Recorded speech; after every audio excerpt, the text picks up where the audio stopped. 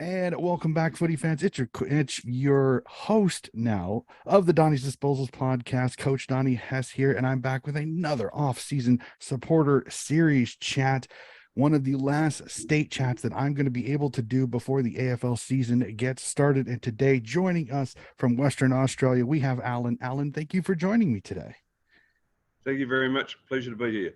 Awesome, awesome. So before we get into the footy talk, I kind of like finding out just a little bit about the person that I'm talking with outside of the game of football. So just a real quick little bit tidbit of information about who you are outside of the game of football.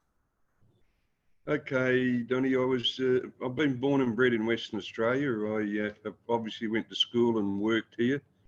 I retired about 2 years ago from real estate. I've had about 20 years in real estate up until that point, but I've had a finance backing prior to that, and always been an avid supporter of sport, and of course football is one of those.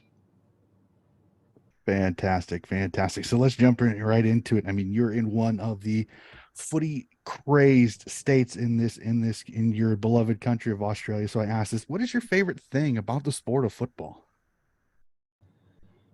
Well, that's probably difficult. Like many of us in Australia, we're brought up by our families on in the sport, and therefore we follow it from a very young age. But I think initially it's a sport where you can play with a lot of your friends. We have 22 players on the field, but there can be far more around you in that situation. And of course, the older you get, the more competitive you get, and it's great for competition. I mean, there's a lot of variety to the game. A lot of overseas people tell me that makes the game so difficult to play. That from where they see it is because there is so much variety to it. Yeah, I agree. When I first learned about it, it was something it took a while to learn, plus the uniqueness of the skills. I agree with you. So I know this may not be as easy as it is for somebody to ask you this because I love hearing the stories. Can you remember one of your earliest footy memories? I do. At my age, I go back to this stage. I can go back to when I first started. I remember running around with 18 other 9 and 10 and 11-year-old kids. And at that age, you don't really follow the rules too closely. You simply get out onto the oval or the park. We call it an oval. And you see the football and you chase it. And you do your very best to get hold of it. But so do 35 other kids. So it's a bit of a shambles as a young one. But I certainly remember my junior days when I'm 15, 16 and 17 years of age and playing competitive football, which I loved. And I still see some of those people today. Awesome, awesome. So as I've told many people, I'm doing state league chats, and I know that with you being in a WA, we are going to be talking about a waffle club. So can you tell me what is the club that we are going to be discussing today, and how did you come to support them? Yeah, well, my club's the Perth Football Club, and the Perth Football Club is one of 10 West Australian football league clubs. It's a club that's about a bit over 125 years old. The competition was formed around the turn of the century, just before and just after. So our club's in the middle of that at about 125 years. I was a young fellow when we relocated from a country town about 2 hours south of Perth to Perth in 1963-64 when I was about a 10-year-old. And at that stage, my older brother, who was about 17 at the time, unbeknown to me, of course, you don't have much to do with the older brothers, and older brothers don't have much to do with younger brothers, but he became a fanatic of the football club, and so did I. So my memories date back, albeit a little roughly, date back to 1964. Awesome, awesome. And so you said your brother is also a Perth, a Perth Footy Club supporter. Was anybody else in your family? And then were there anybody in your family that supported other waffle clubs? And then if so, how's the banter when your clubs play? Yeah, well, look, it was my older brother, who's passed on since, he was a fanatical supporter of the club. He's a past president and sponsor. He and I were the two keenest. We did have football following in the household. I had a younger brother, some 6 years younger than me. He wasn't allowed to be too fanatical because he didn't get the time to do it. But certainly, between us, that was my older brother Vince and myself were the keen ones. Awesome, awesome. So you gave us a little bit of a history lesson earlier, so we'll skip that question. We'll go to it. Who would you say is Perth's biggest rival in the WAFL, and why? Well, for a long time, and I don't know if it's now, I think it's dissipated a little bit, but for a long time it was the East Perth Football Club. And the East Perth Football Club had a lot of rivalry, particularly back in the 60s and 70s, and probably went through to the 80s. Look, in later years, there have been clubs like the Subiaco Football Club that have been probably the strongest in the past 20 years that have always been difficult. But if you had to sit down with some old Perth Football Club and East Perth Football Club followers, you would probably put those two clubs together. Fantastic. So we'll stay back in the memories a little bit. Can you remember the first Perth FC, first Perth Footy Club item that you were given or bought? Yeah, well, I remember a couple. The footballs, of course, in those days weren't that they were just a standard football used in all games by all players. It wasn't until later that they were inscribed with the football club name and logo on them. But I certainly had a Perth Football Club jumper when I was little. I do remember that, and later in life, a pair of football socks. Fantastic. That's awesome to hear. And I love hearing the old stories of stuff like that you get when you were young. So I'm one of those, no matter where you are, no matter what sport you love, fandom is always something very, very interesting for me because I think everybody fans differently. Nobody fans exactly the same. So could you just describe to me a little bit of your fandom, shall we say, of the Perth Football Club? Would you consider yourself a diehard, or are you one of those, you're very fanatical, but there's a point when you kind of stop because you know it's getting a little bit almost obsessive? Well, I definitely am fanatical, Donnie. I definitely am. Sometimes at a game, I don't stop when I should. I like to let the umpires know that there are two sides playing when in my view, we're not being very well looked after. But that's by and by. Look, I just love watching. I love the club. I've been around there for 60 years. I played a handful of games in bottom grades, in a bottom grade for them back when I was about 17 or 18. But I wasn't good enough to go on. But since then, I've known a lot of players and I've had quite a bit of contact. And even though for 30 of those years, up until 3 years ago, we lived and worked in a country town 600 kilometres east of Perth, I was still a member and still went to games when I came to Perth. Awesome. I absolutely love that, and love that you still have that passion for the club these so many years later. So I'm going to go back. Can you remember the first ever Perth Footy Club game that you ever attended live? Look, I do remember the year, and it was 1964 because I knew where we lived at that time.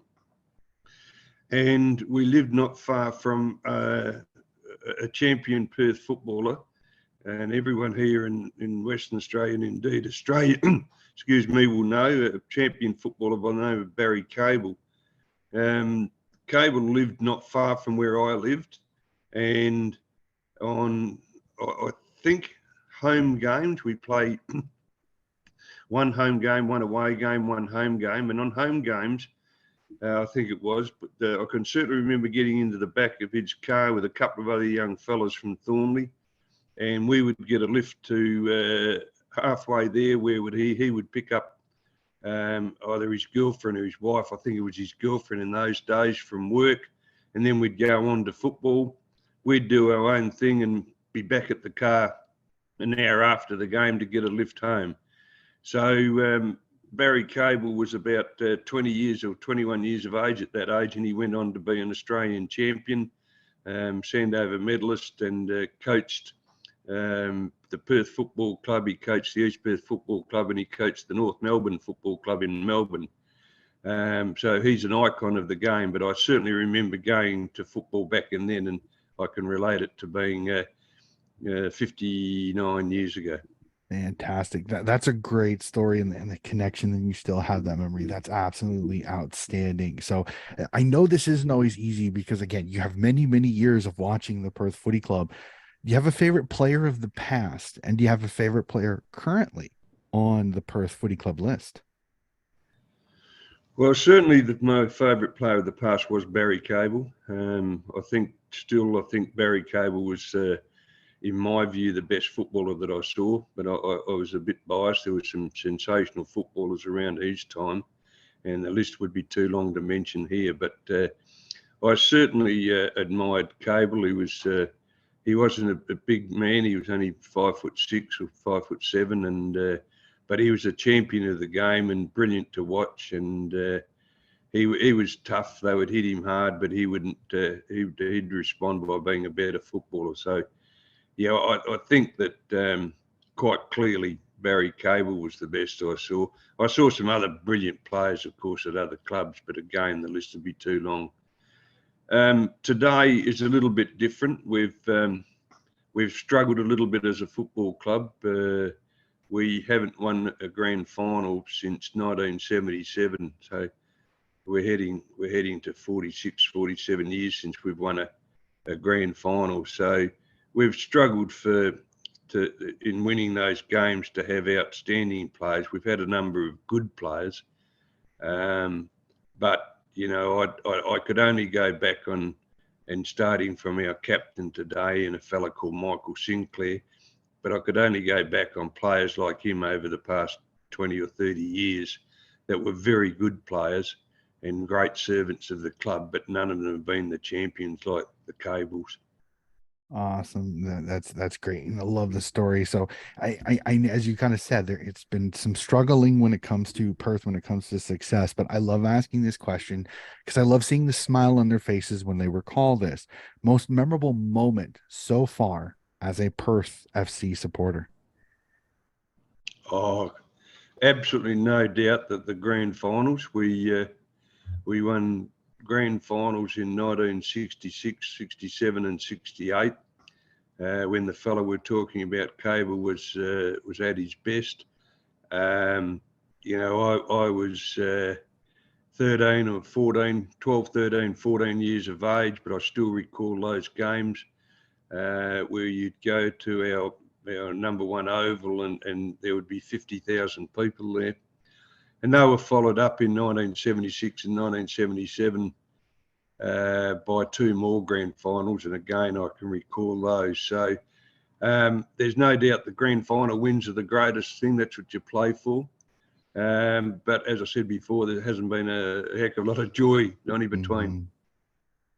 Unfortunately, yeah, and it's actually, it's kind of a sad kind of transition to my next question because we talk about the past a lot of bit, so we'll go a little bit more to the present and it's last season. And I want to just kind of get a quick thought from you as I went and did some research before I went on here because I didn't want to just come in blind and ask, what were your thoughts on last season? Because if I saw right, unfortunately, only 3 wins, and you didn't get the wooden spoon, thankfully. The West Coast Eagles were glad enough to take that away from you on that one. But unfortunately, a 3-15 season probably was pretty tough. So just kind of what are your thoughts on last year's Perth FC team?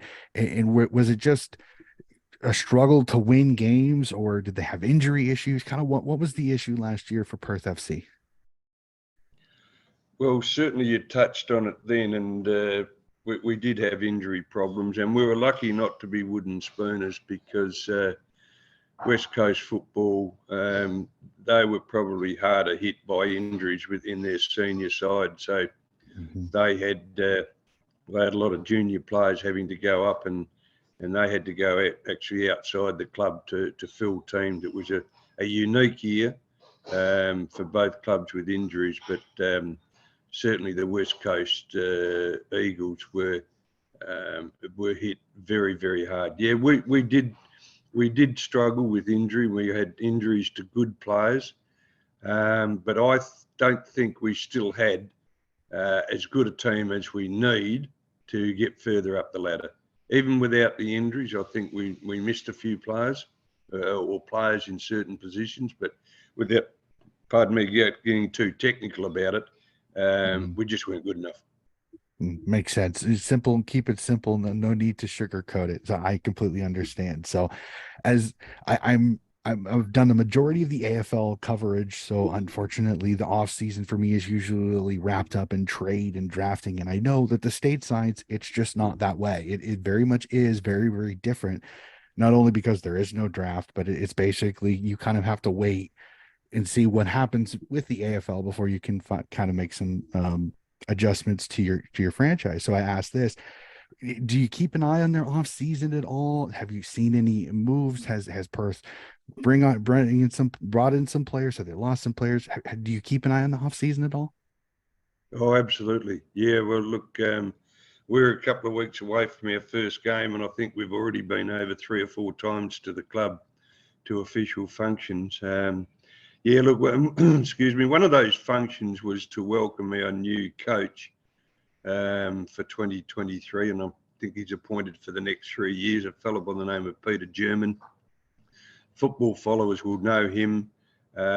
He back in the 2000s coached the Subiaco Football Club, who enjoyed a lot of success, and they still do. And they enjoy success today because of the work that Peter German did, almost 20 years ago at that club. Since then, he's moved on and been in the eastern states and still in the coaching world. But he appears to be the right type of person for the football club to have as their leader at the moment. An impressive guy, a very, very good AFL footballer in his own right with the North Melbourne Football Club. So he's been around, but yeah, he's done some hard work and he's put together some off-field people to form a stronger team, and they've already started some recruiting. Haven't seen any of the players, a bit early to tell, but as he and the president emphasise, it's not going to be all happen in 1 year. And I think from any strong Perth Football Club supporter, we certainly wouldn't expect that. But we would like to see over the next 3 years a vast improvement on the previous years. Yeah, makes and we'll tons, get it. And we'll get it. Makes tons of sense. And the best part is that and I understand sometimes being a fan, patience is not always something that's easy to take. But the fact that you can see the growth, particularly at my age. Exactly, Quinn, 100% understand that. So we go to the next question, and again, as you said, we haven't really known how many players are going to come in or out. So your thoughts next year? Do you see a step up in abilities for Perth Footy Club, or do you see them again kind of still being at the bottom of the WAFL ladder? No, I certainly don't want to see them at the bottom. Otherwise, there hasn't been any improvement. Mm-hmm. And I think it's fair to say that most of us diehard supporters would like to see an improvement and a reasonable improvement. Now, what is a reasonable improvement will vary from one person to another. Mm-hmm. But given that we had 3 games last year, look, I think we should be aiming for 10 wins, but you don't tell necessarily the players this, so they sit back and work out what games they're going to perform at and what games they aren't. Mm-hmm. But I think as a club, we should be aiming for 10 wins and probably accept 7, 8 or 9. Yeah, 100%. It's step ladder. And again, it's the biggest thing is improvement. As long as if it's 5 wins, it's 6 wins, it's 7 wins, as long as it's better than the previous season, you see improvement. 100% agree with you on that. So we're gonna have a little bit of fun right here. I know over here in the States, everybody wants to be the list manager of their team. They think they can do it better. So I always have a little bit of fun with this. For one day, I'm going to install you as the list manager at Perth Footy Club. The other 9 squads in the WAFL have open teams. You can pick off or nick one player from any of the other clubs to join Perth Footy Club to maybe give them over the hump, maybe push them towards finals. Who's that one player and why? Well, I think, in my view, it's still a game and a level where a dominant ruckman uh, is important, and a ruckman in our game can be anywhere from 195 centimetres upwards. And I think over 2 centimetres and mobile is ideal. I think we haven't had one for quite some time. There are 3 or 4 playing at other WAFL clubs at the moment, including a couple of younger guys that I don't really know enough about. But I could certainly take a bloke from East Perth called Jones, who's a very big man. I think he's around 205. He's well over 100 kilos. Um, he may not end up being a fairest and best player at the end of the year, but at the Perth Footy Club right now, he would be very, very handy.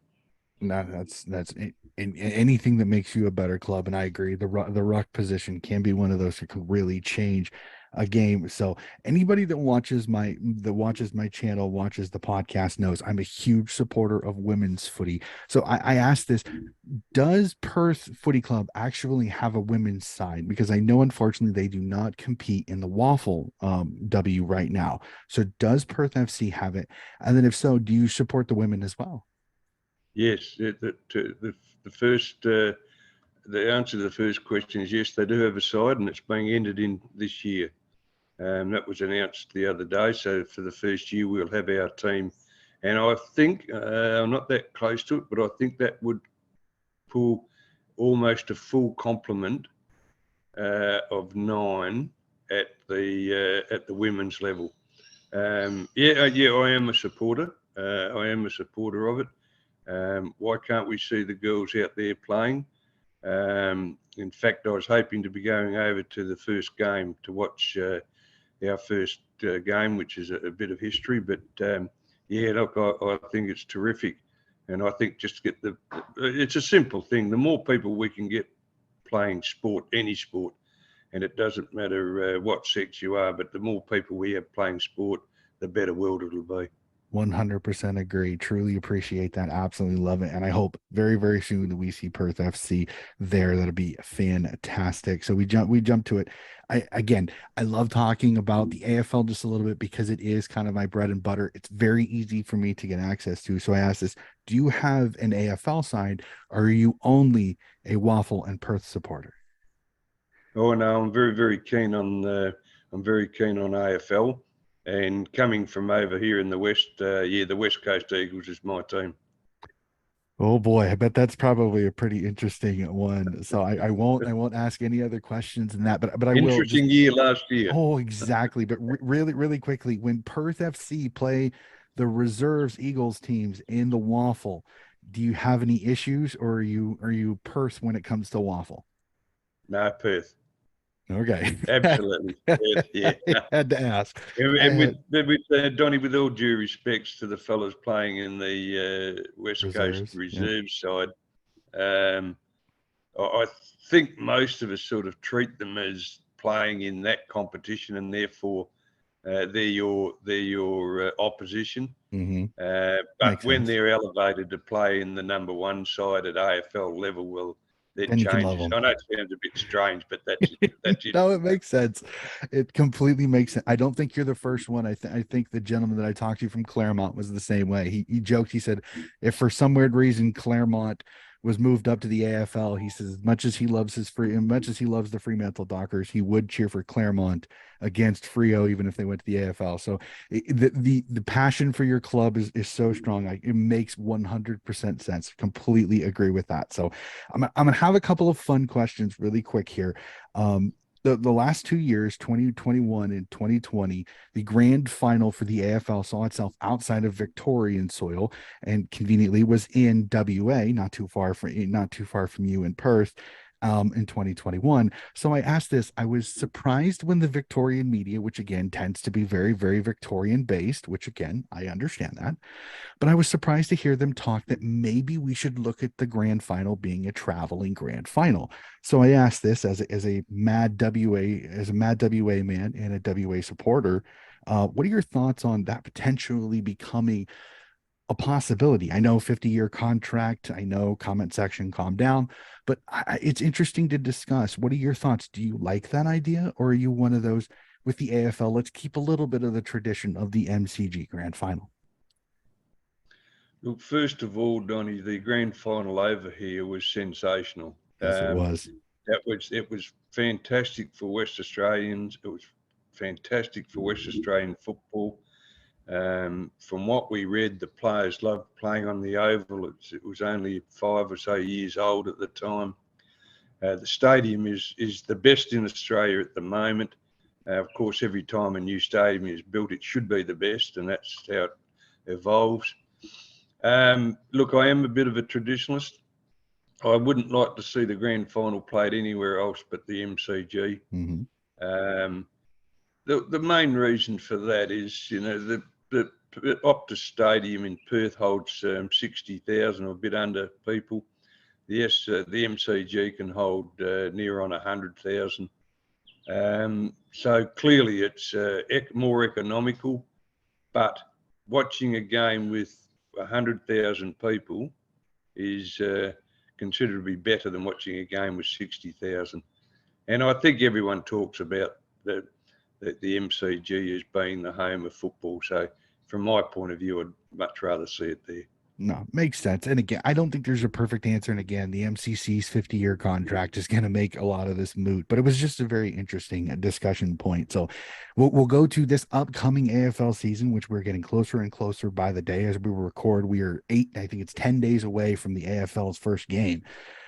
This year, the AFL decided, hey, NRL, we love your magic round. We're going to thieve it and we're going to call it gather round. Whether or not the name is fitting or not, we will pass over that. But I ask you as a WA man, thoughts on this gather round idea that all 9 AFL games are going to be in South Australia this year. And then I ask this, is there any interest in slipping over to South Australia and catching a few AFL games? The first part of that question is I'm always one for change, no matter where you are and what you're doing. So I like the idea that it's going to be tried, and I think Adelaide in South Australia is a good place to do it. So at this point in time, I'd rather sit and watch and see how that pans out, because logistically they'll have some really big challenges, and without going into details, ovals and what have you. But if that works out, it's a possibility to happen in Perth. The difficulty we'd have in Perth is that we do have, and South Australia to some degree, but we do have Optus Stadium, but then the other ovals fall away as far as numbers go to attract large crowds. So there will be some logistical problems from a money point of view in that regard. But I'm not fanatical about it. Whether I'd go over, I had thought about going over, but probably not. I think the place will be pretty hard to be in at that time, and I'll pick other games that will travel to the eastern states and watch the West Coast Eagles in. And of course, when you travel in Australia, it's a long way, so you've got to make sure you do something else. Yeah, unfortunately, that trip from WA over to the east is never a short one. I know it's not an easy trip. So 100% understand that. So, all right, as I've told many people in most of these episodes, these next couple of questions are fun ones for me because I'm doing a little bit of research. I want to get to Australia very, very soon. It's on my bucket list to go see games in Australia because as much as playing it over here in the States is fun, it's not the same as the professional. So I'm going to ask you a couple of questions, doing some research. Us Americans, we love our food when it comes to the sport. So when you go to the footy, what is your go-to food when you go to the footy? Oh, clearly, and particularly for the younger people, a hamburger. But That's pretty closely followed by a pie or a hot dog. So it's very simple, and it's pretty much the same throughout Australia. Awesome, awesome. And then I asked this because again, when you go to the game, you got to pick a seat. Where is your ideal place to sit to watch the footy? On the wing, not too high. Okay. All right. And then my last question that I have for you. This has been a fantastic conversation. And I love this one because I'm getting a catalog right now and I'm hoping to be able to sit down and watch many of these. What is your favorite game of footy you have ever seen? Doesn't matter what league, whether you were at the ground, watched it on television, favorite game of footy you have ever seen. Gee, I should have worked out how many games I've actually seen because we're going to talk about AFL level. I suppose we should include AFL and West Australian football. And to the number of games I've seen, well, if I've been watching football for 60 years, I've probably seen at least I've seen one a week live, and I've probably seen 40. So, that's a lot of games of footy. Mm-hmm. That's a lot of games. It's probably more like 3,000 games of footy. So it's difficult to pick out what the highlight is. And the best game, I've seen some terrific AFL grand finals. Having said that, I've seen some that have been very poor because they've been one-sided. And as I said earlier, there was nothing more exciting than our grand finals, and particularly when I got into the 70s when I was in my early 20s and understood the game a bit better and what have you. So to pick one game out of that would be very, very difficult. But if I had to put it down, it would be our 1976 and 77 grand final wins. Fantastic. Absolutely love it. So that is all of my questions, Alan. I know that we were kind of fighting technology before we got started, but I just want to say this. No, it was Thank me, you. not technology. But I really got to say this. Thank you so much for hopping on the podcast. I know we kind of had some scheduling difficulties and everything like that. So I truly, truly appreciate you being able to hop on and to be able to give me some education on the Perth Footy Club. So I appreciate it. Thank you so much for hopping on the podcast today. Thanks very much, Donnie. Awesome. Awesome. Ladies and gentlemen, that is going to do it for another episode in my off-season supporter series. We will be back with more and very, very close to AFL round reviews. And as you have seen now, a little bit of a brand change. Keep an eye out for more explanations on that. Have a wonderful day, and we will be back again very, very soon.